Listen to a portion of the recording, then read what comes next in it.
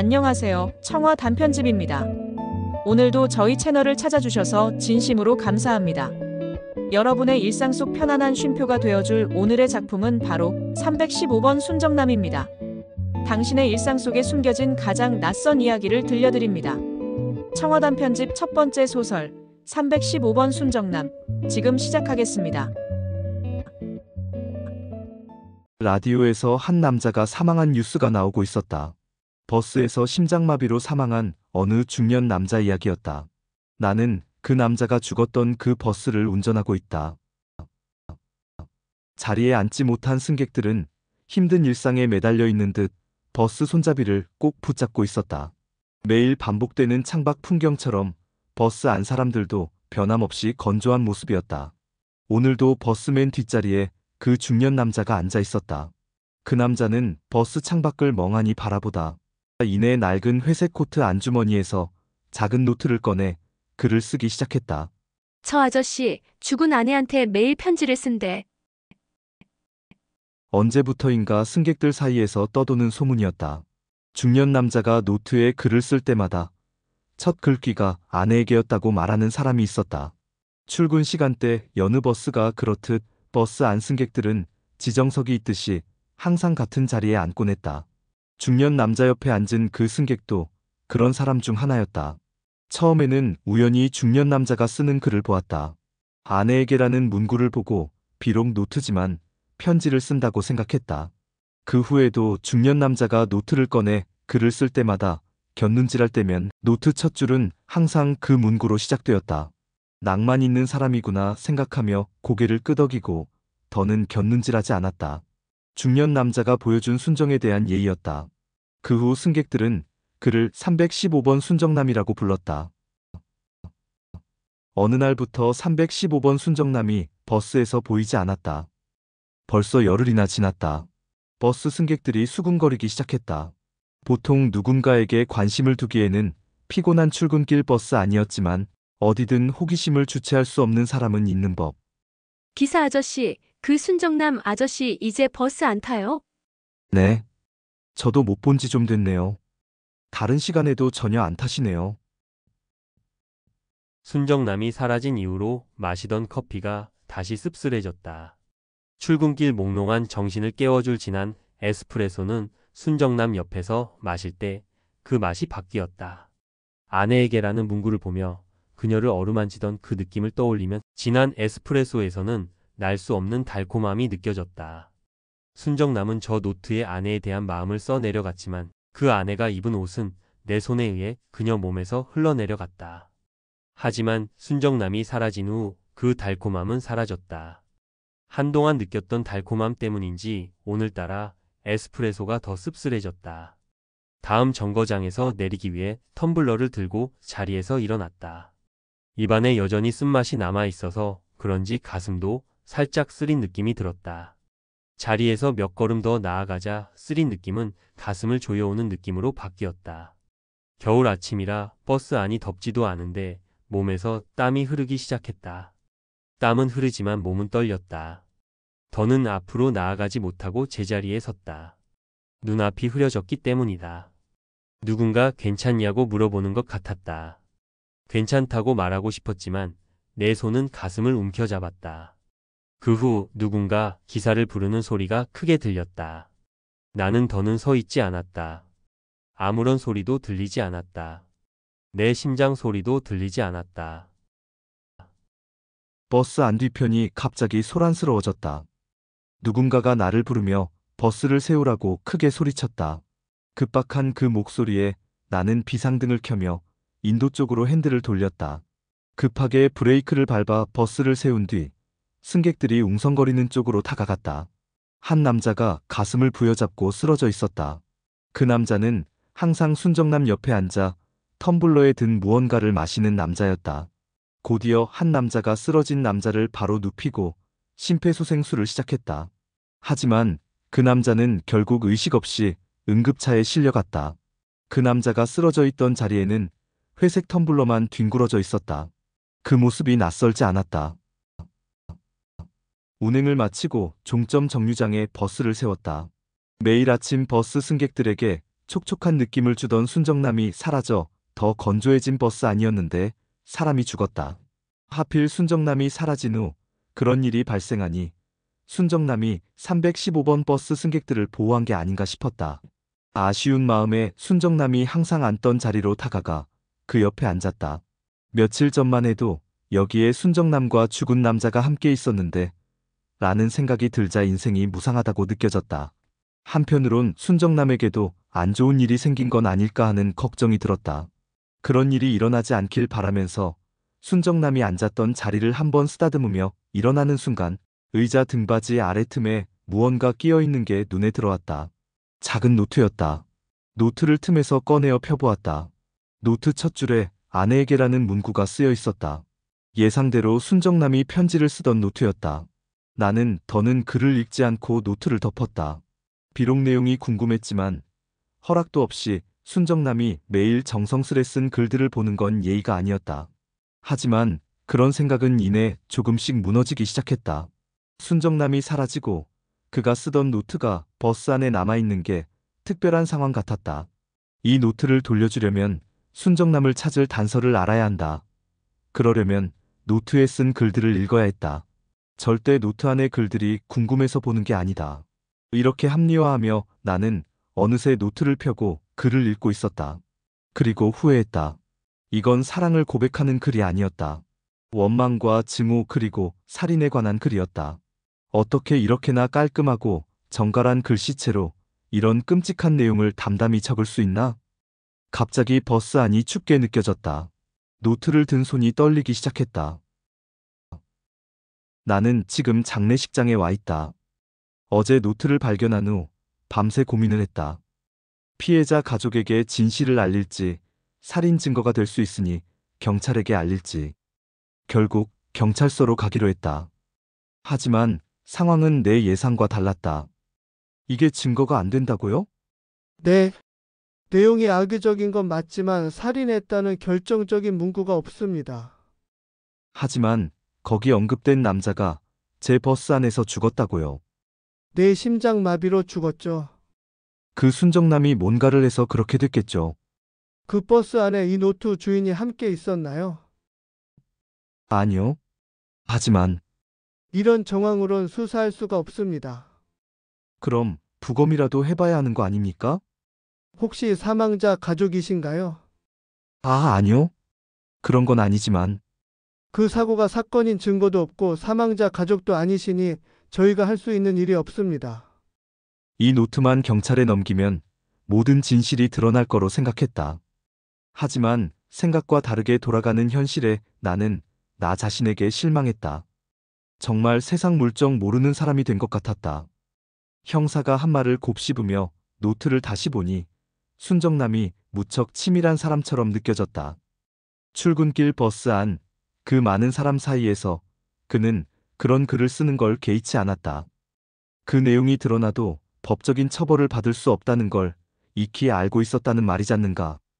정말 용의주도한 순정남이다. 아니, 이런 사람을 순정남이라고 부를 수 있나? 이 사실을 315번 승객들이 알면 엄청 배신감을 느끼겠지. 일이 원하는 대로 풀리지 않아서 화가 난 건지 순정남에 대한 배신감 때문인지 여기서 포기하기 싫었다. 피해자 가족에게라도 진실을 알려야겠다고 결심했다. 그리고 나는 지금 육개장을 먹고 있다. 순정남과 함께. 장례식장 입구에서 잠시 서성일 때 누군가 내 옆으로 다가와 말했다. 그 노트 읽었어요? 갑작스러운 질문에 당황한 나는 그 남자를 쳐다보고 한 번 더 놀랐다. 순정남이었다. 나는 노트와 순정남을 번갈아 바라보며 아무 말도 하지 못한 채 서 있었다. 순정남은 그런 내 모습을 보며 다 안다는 듯 고개를 끄덕이며 말했다. 이왕 여기까지 왔으니 들어가서 식사라도 하죠. 식사라니. 그게 살인범이 할 소리인가? 그것도 자기가 죽인 남자 장례식에서. 내가 이미 그 노트를 읽어서 진실을 알고 있다는 걸 짐작했을 텐데 어떻게 저리 태어날 수 있지? 나는 이 상황이 이해가 안 갔지만 호승심이었을까? 여기서 물러나기가 죽기보다 싫었다. 내게 등을 보이고 걸어가는 순정남을 향해 발을 내디뎠다. 그렇게 우리는 한 식탁에 앉았다. 당신, 뻔뻔하게 여기를 어떻게 와? 왜요?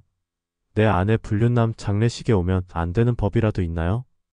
당신이 저 사람 죽여놓고 도대체 무슨 생각으로 여길 온 거야? 내가 저 사람을 죽이다뇨? 어찌 저리 뻔뻔할 수가. 나는 순정남을 향해 노트를 흔들며 말했다. 여기. 이 노트에 당신이 저 사람을 증오하고 저주하고 죽이겠다는 글을 써놓고도 딴소리야? 내 아내와 더러운 짓을 한 사람에게 그 정도 글도 못 쓰나요? 이게 글로 끝난 게 아니잖아. 저 사람을 죽였잖아. 이상하네요.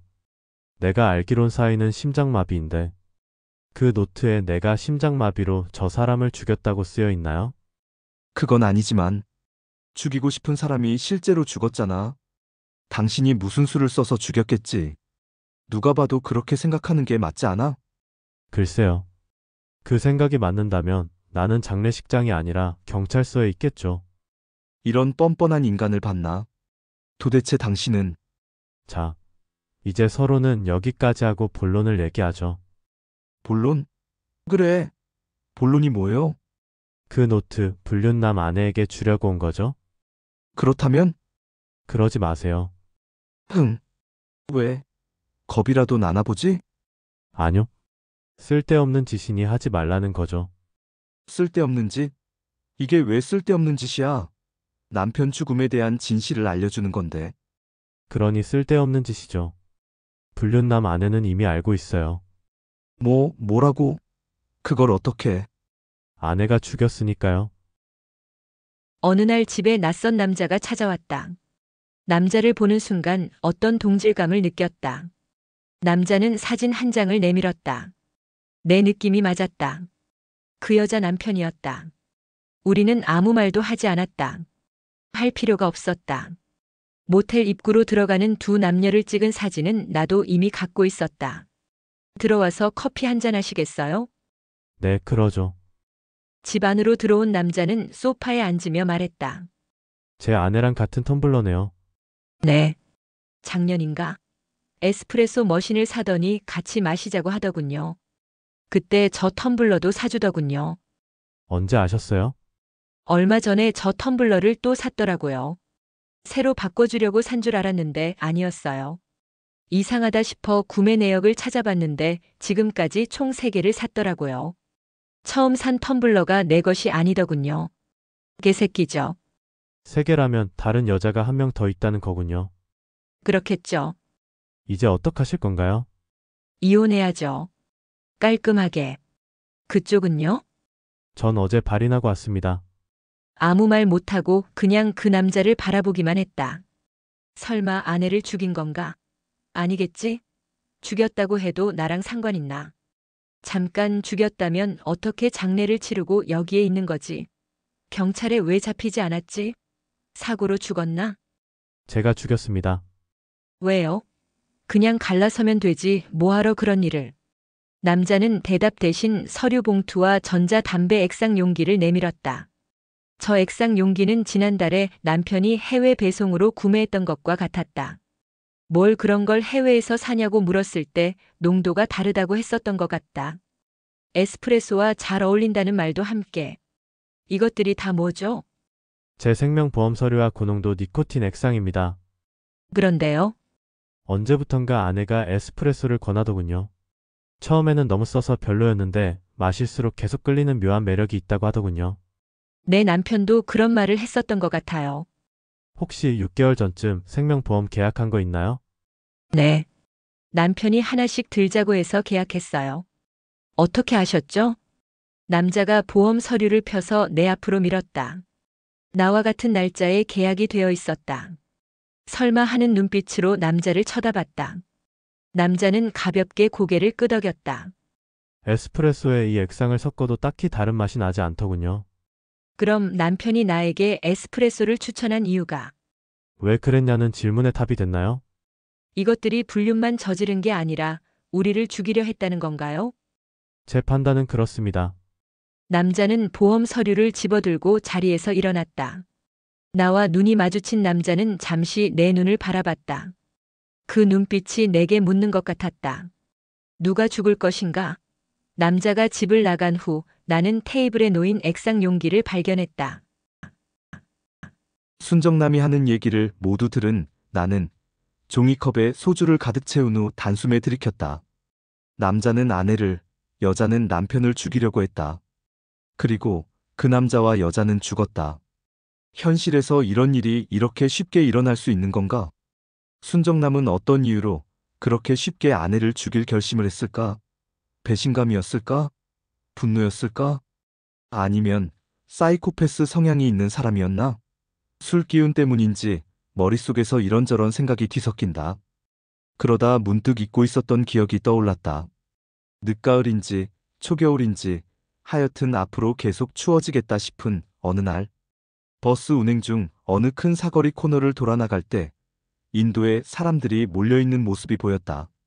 어떤 여자가 쓰러져 있었고 누군가가 그 여자 가슴에 손을 올리고 있었다.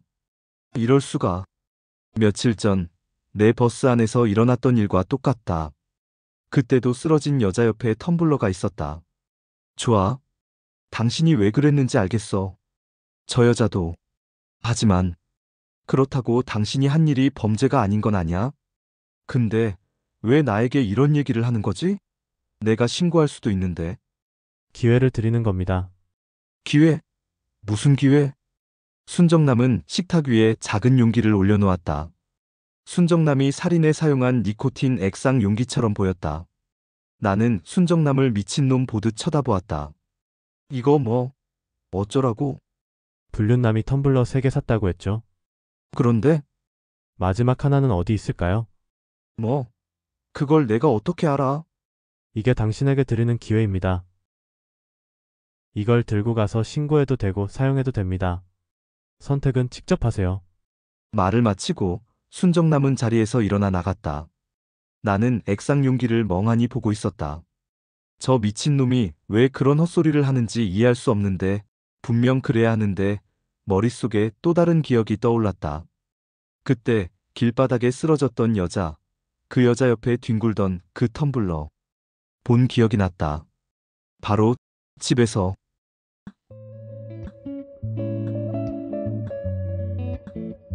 지금까지 청화 단편집 단편소설 315번 순정남을 들어주셔서 감사합니다. 오늘 이야기가 좋으셨다면 좋아요와 구독 부탁드립니다. 다음 이야기 제작을 위한 힘이 됩니다. 그럼 다음 단편에서 뵙겠습니다. 청화 단편집이었습니다. 감사합니다.